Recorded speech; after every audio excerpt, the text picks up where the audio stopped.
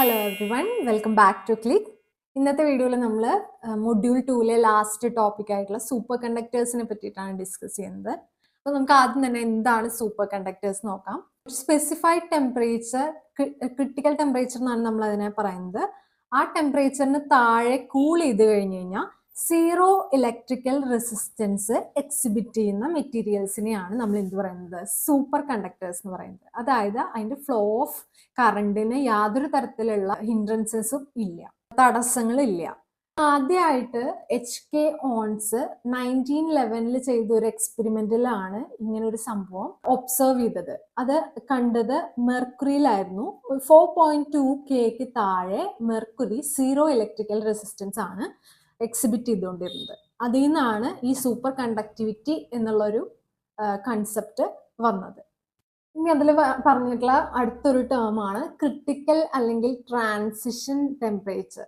Critical temperature നമ്മൾ തൊട്ട് മുന്നേ മെൻഷൻ ചെയ്തിരുന്നു. അപ്പോൾ ആ ടെമ്പറേച്ചറിന് ബിലോ ആണ് മെറ്റീരിയൽ എന്ത് ചെയ്യുന്നത്, കണ്ടക്ടറിന് സൂപ്പർ കണ്ടക്ടറിലേക്ക് ട്രാൻസിഷൻ നടക്കുന്നത്.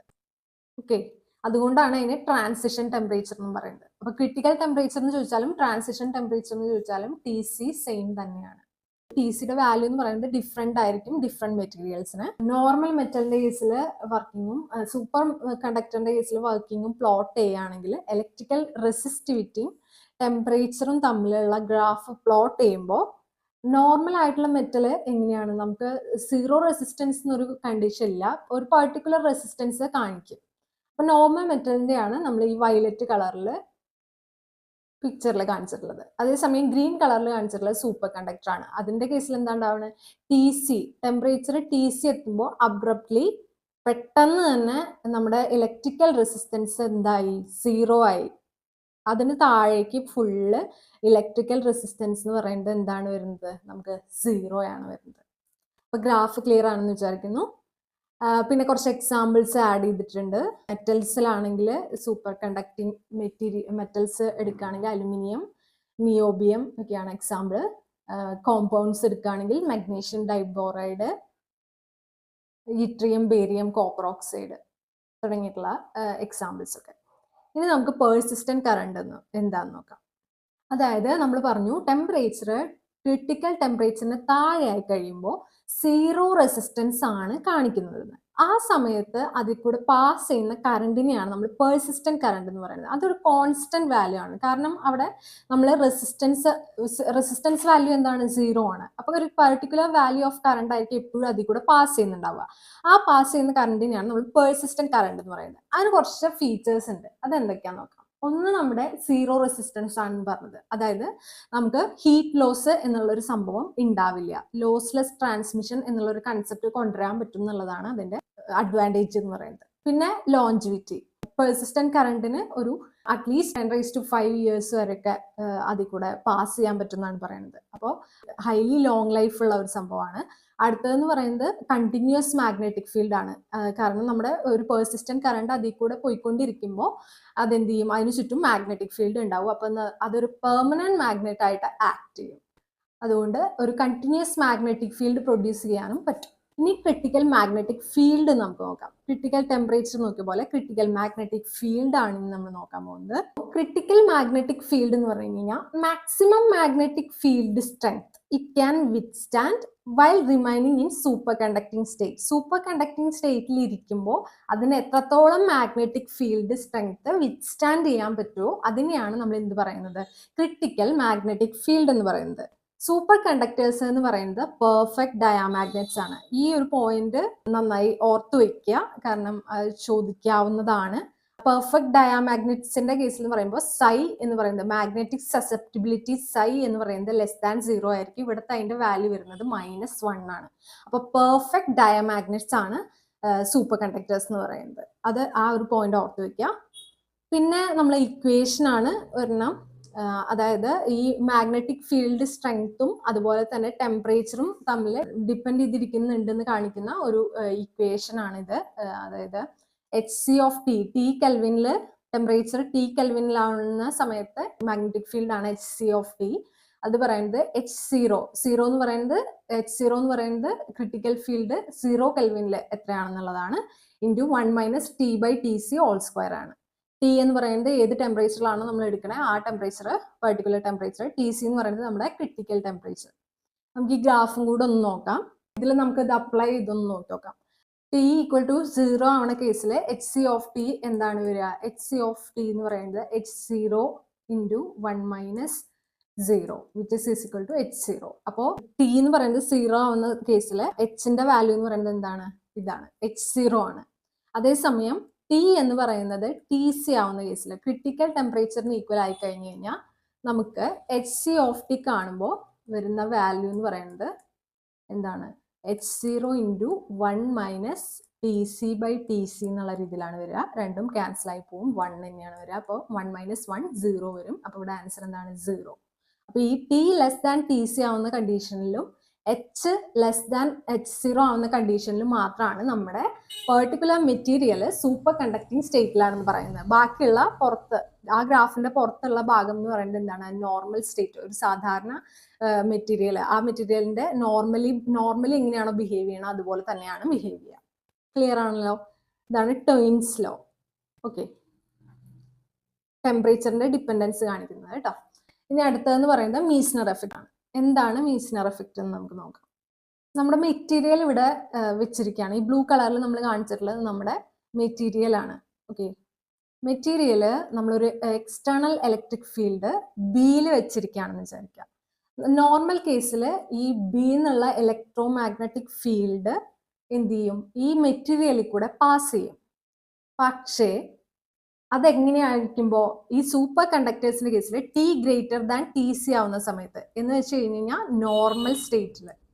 എന്നാൽ T less than T C ആവുന്ന കേസിൽ നമ്മൾ എന്താ പറയുന്നത്? സൂപ്പർ കണ്ടക്ടിങ് സ്റ്റേറ്റ് ആണ്. സൂപ്പർ കണ്ടക്ടിങ് സ്റ്റേറ്റിൽ എന്താ ഉണ്ടാവുന്നതെന്ന് വെച്ച് കഴിഞ്ഞാൽ മാഗ്നറ്റിക് ഫീൽഡ് ഒന്നുപോലും മെറ്റീരിയലിന്റെ ഉള്ളിൽ കൂടെ പാസ് ചെയ്യില്ല, ഡൈവേർട്ട് ചെയ്ത് സൈഡിൽ കൂടെയാണ് പോകുന്നത്. ഈ ഇമേജിൽ നിന്ന് തന്നെ ക്ലിയർ ആണ്. അതായത് 0 ഇന്റേണൽ റെസിസ്റ്റൻസ് ആണ് കാണിക്കുന്നത്, അല്ലെ? സൂപ്പർ കണ്ടക്ടർ ഒരു മാഗ്നറ്റിക് ഫീൽഡ് പ്രൊഡ്യൂസ് ചെയ്യുന്നുണ്ട്. അതിന്റെ മാഗ്നറ്റൈസേഷൻ എം എന്ന് പറയുന്നത് നമ്മൾ അപ്ലൈ ചെയ്യുന്ന എക്സ്റ്റേണൽ മാഗ്നറ്റിക് ഫീൽഡ് എച്ച് ആണെങ്കിൽ അതിനെ ഒപ്പോസ് ചെയ്യുന്ന തരത്തിലാണ് വരുന്നതെന്നാണ് അതിന്റെ അർത്ഥം, അല്ലെ? എല്ലാ ഫീൽഡ് ലൈൻസും പുറത്തൂടെ പോകുന്നതിന് അർത്ഥം അതിന് ഈക്വലന്റ് ആയിട്ടുള്ള ഒരു ഓപ്പോസിറ്റ് ആയിട്ടുള്ള മാഗ്നറ്റൈസേഷൻ പ്രൊഡ്യൂസ് ചെയ്യാൻ കാപ്പബിൾ ആണ് നമ്മുടെ സൂപ്പർ കണ്ടക്ടർ എന്നർത്ഥം. അതെന്ന് വെച്ച് കഴിഞ്ഞാൽ എം എന്ന് പറയുന്നത് അപ്പൊ എന്തിന് ഈക്വൽ ആയിരിക്കും? മൈനസ് എച്ചിന് ഈക്വൽ ആയിരിക്കും. എച്ചിന്റെ മാഗ്നിറ്റ്യൂഡ് ഈക്വൽ ആയിരിക്കും, പക്ഷെ ഓപ്പോസിറ്റ് ആയിരിക്കും. അതുകൊണ്ടാണ് ഇവിടെ ഒരു നെഗറ്റീവ് സൈൻ ഇട്ടിട്ടുള്ളത്. അപ്പൊ M is equal to minus H ആണ്. അങ്ങനെയാണെങ്കിൽ മാഗ്നറ്റിക് സസെപ്റ്റിബിലിറ്റിയുടെ ഇക്വേഷൻ അനുസരിച്ച് psi is equal to M by H ആണ്. എമ്മിന് മൈനസ് എച്ച് സബ്സ്റ്റിറ്റ്യൂട്ട് ചെയ്ത് കഴിഞ്ഞാൽ നമുക്ക് സൈ എന്താണെന്ന് കിട്ടും? -1 ആണെന്ന് കിട്ടും. നമ്മൾ നേരത്തെ പറഞ്ഞിരുന്നു പെർഫെക്റ്റ് ഡയാമാഗ്നറ്റ് ആയിട്ട് വർക്ക് ചെയ്യും സൈ ലെസ് ദാൻ 0 എന്ന് പറയുന്നത്. അതൊന്നും കൂടെ കാണിച്ചതാണ്. ഇനി ആപ്ലിക്കേഷൻസ്. ഈ മീസ്നർ എഫക്റ്റിന്റെ ആപ്ലിക്കേഷൻ സൂപ്പർ കണ്ടക്ടർ ഐഡന്റിഫിക്കേഷന് വേണ്ടി യൂസ് ചെയ്യാം, ലെവിറ്റേഷനും സസ്പെൻഷനും വേണ്ടി യൂസ് ചെയ്യാം, അതുപോലെ മാഗ്നറ്റിക് ഷീൽഡിങ്, മാഗ്നറ്റിക് ഫീൽഡിൽ നിന്ന് പ്രൊട്ടക്ട് ചെയ്യണം എന്ന് വെച്ച് കഴിഞ്ഞാൽ എന്ത് യൂസ് ചെയ്യാൻ പറ്റും? ഈ മീസ്നർ എഫക്റ്റ് യൂസ് ചെയ്തിട്ട് നമുക്ക് ചെയ്യാൻ പറ്റും. ഇതൊക്കെയാണ് മീസ്നർ എഫക്റ്റിന്റെ ആപ്ലിക്കേഷൻസ് ആയിട്ട് വരുന്നത്.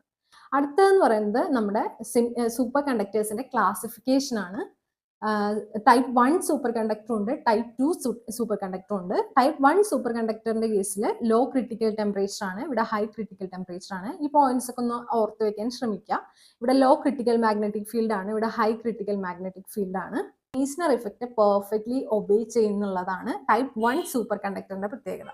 അതായത് മാഗ്നറ്റിക് ഫീൽഡ് ഒന്നും എന്ത് ചെയ്യില്ല, മെറ്റീരിയലിന്റെ ഉള്ളിൽ കൂടെ പെനിട്രേറ്റ് ചെയ്യില്ല. പക്ഷേ ടൈപ്പ് 2 സൂപ്പർ കണ്ടക്ടർ എന്ന് പറയുന്നത് പാർട്ട്ലി മാത്രമേ ഒബേ ചെയ്യുന്നുള്ളൂ. കാരണം കുറച്ച് ഫീൽഡൊക്കെ ഈ ഇൻസൈഡ് ദ മെറ്റീരിയൽ പെനിട്രേറ്റ് ചെയ്യാൻ പറ്റും, can penetrate inside the material. അതുപോലെ ടൈപ്പ് 1ന്റെ കേസിൽ low intensity magnetic field apply ചെയ്ത് കഴിഞ്ഞാൽ തന്നെ നമുക്ക് സൂപ്പർ കണ്ടക്ടിങ് സ്റ്റേറ്റ് ലൂസ് ചെയ്യാനായിട്ട് പറ്റും. അതുകൊണ്ട് തന്നെ അതിനെ സോഫ്റ്റ് സൂപ്പർ കണ്ടക്ടേഴ്സ് എന്നാണ് വിളിക്കുന്നത്. ഇവിടുത്തെ കേസിൽ എന്ന് പറയുമ്പോൾ does not easily lose the super conducting state. അതാണ്, അതുകൊണ്ട് ഇതിനെ നമ്മൾ വിളിക്കുന്നത് ഹാർഡ് സൂപ്പർ കണ്ടക്ടേഴ്സ്. അപ്പോൾ ടൈപ്പ് 1 എന്ന് പറയുന്നത് സോഫ്റ്റ് സൂപ്പർ കണ്ടക്ടേഴ്സും ടൈപ്പ് 2 എന്ന് പറയുന്നത് ഹാർഡ് സൂപ്പർ കണ്ടക്ടേഴ്സും ആണ്. അത് ഓർത്ത് വെക്കേണ്ട ഒരു പോയിന്റ് ആണ്.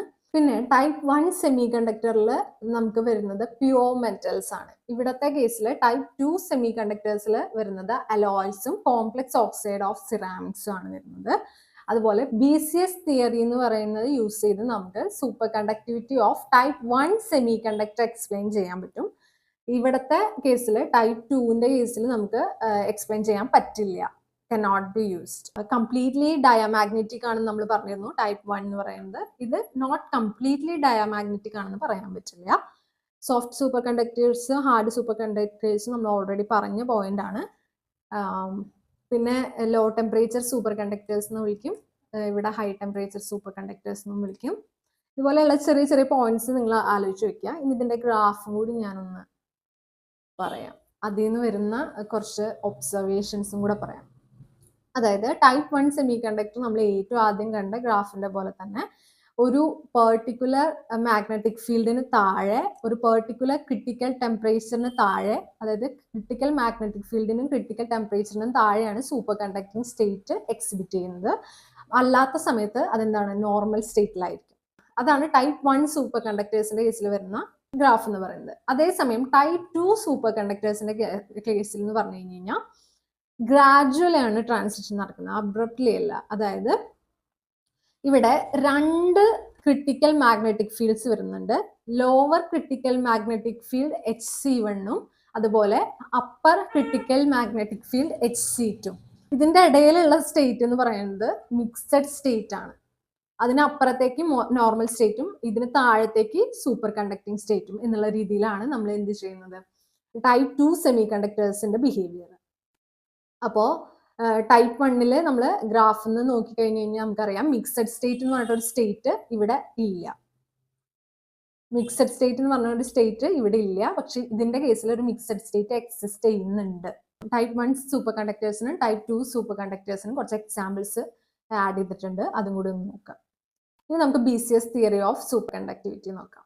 അതായത് BCS തിയറി ഓഫ് സൂപ്പർ കണ്ടക്ടിവിറ്റിയിൽ BCS theory of super conductivity name വന്നതെന്ന് പറഞ്ഞു കഴിഞ്ഞാൽ 3 സയന്റിസ്റ്റ് കൂടിയിട്ടാണ് ഈ ഒരു തിയറി എക്സ്പ്ലെയിൻ ചെയ്തത്. അവരുടെ നെയിമിലത്തെ ഫസ്റ്റ് ലെറ്റേഴ്സ് ആണ് ഈ BCS എന്ന് പറയുന്നത് കേട്ടോ.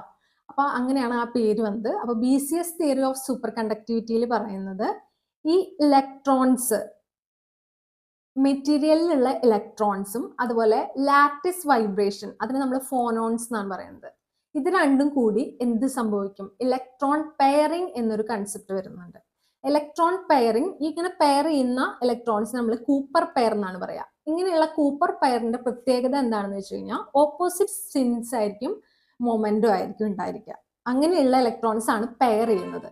അതുകൊണ്ട് തന്നെ അത് ലാറ്റിസ് കൂടെ സ്കാറ്റർ ചെയ്യാതെ 0 റെസിസ്റ്റൻസിൽ മൂവ് ചെയ്യും. അതുകൊണ്ടാണ് നമുക്ക് സൂപ്പർ കണ്ടക്ടിവിറ്റി കിട്ടുന്നത് എന്നുള്ളതാണ് BCS തിയറി വെച്ച് പറയുന്നത്. ഇനി അടുത്ത വരുന്നതെന്ന് പറയുന്നത് നമ്മുടെ ആപ്ലിക്കേഷൻസ് ആണ്. സൂപ്പർ കണ്ടക്ടേഴ്സ് എന്തിനൊക്കെ യൂസ് ചെയ്യാൻ പറ്റും. കോൺസ്റ്റന്റ് മാഗ്നറ്റിക് ഫീൽഡ് കിട്ടുന്നതുകൊണ്ട് MRIസിൽ നമ്മൾ യൂസ് ചെയ്യും. അതുപോലെ പാർട്ടിക്കിൾ ആക്സലറേറ്ററിന്റെ കേസിൽ യൂസ് ചെയ്യാറുണ്ട്. അതിന്റെ ഒരു എക്സാമ്പിൾ ആണ് ലാർജ് ഹൈഡ്രൺ കൊളൈഡർ എന്ന് പറയുന്നത്. അതുപോലെ ലോസ്ലെസ് ആണെന്ന് നമ്മൾ പറഞ്ഞല്ലോ, റെസിസ്റ്റൻസ് 0 ആയതുകൊണ്ട് ലോസ്ലെസ് ആണ്, ഹീറ്റ് ആയിട്ടൊന്നും ലോസ് വരുന്നില്ല, എനർജി ലോസ് വരുന്നില്ല. അതുകൊണ്ട് പവർ ട്രാൻസ്മിഷന് യൂസ് ചെയ്യാൻ പറ്റും, എനർജി സ്റ്റോറേജിന് യൂസ് ചെയ്യാൻ പറ്റും, മാഗ്ലെവിന് യൂസ് ചെയ്യാൻ പറ്റും. മാഗ്ലെവ് എന്ന് പറഞ്ഞു കഴിഞ്ഞാൽ മാഗ്നറ്റിക് ലെവിറ്റേഷന്റെ കേസിൽ ട്രെയിൻസ്, മാഗ്ലെവ് ട്രെയിൻസ് ഒക്കെ നിങ്ങൾ കേട്ടിട്ടുണ്ടാവും. അപ്പോൾ അതിൻ്റെയൊക്കെ കേസിൽ നമ്മൾ യൂസ് ചെയ്യുന്നത്, മാഗ്നറ്റിക് ലെവിറ്റേഷന് വേണ്ടി യൂസ് ചെയ്യുന്നത് ഈ സൂപ്പർ കണ്ടക്ടേഴ്സ് ആണ്. അപ്പൊ ഇത്രയാണ് സൂപ്പർ കണ്ടക്ടേഴ്സിനെ പറ്റിയിട്ട് നമുക്ക് മെയിനായിട്ട് അറിഞ്ഞിരിക്കേണ്ട കാര്യങ്ങൾ. എടുത്തു പറഞ്ഞിട്ടുള്ള പോയിന്റ്സ് ഒക്കെ നിങ്ങൾ പ്രത്യേകം നോട്ട് ചെയ്ത് ഒന്നുകൂടി വീണ്ടും വായിച്ചു നോക്കി പഠിക്കുക, ഓർത്ത് വെക്കാൻ ശ്രമിക്കുക. അപ്പൊ നെക്സ്റ്റ് വീഡിയോയിൽ കാണാം. Bye for now.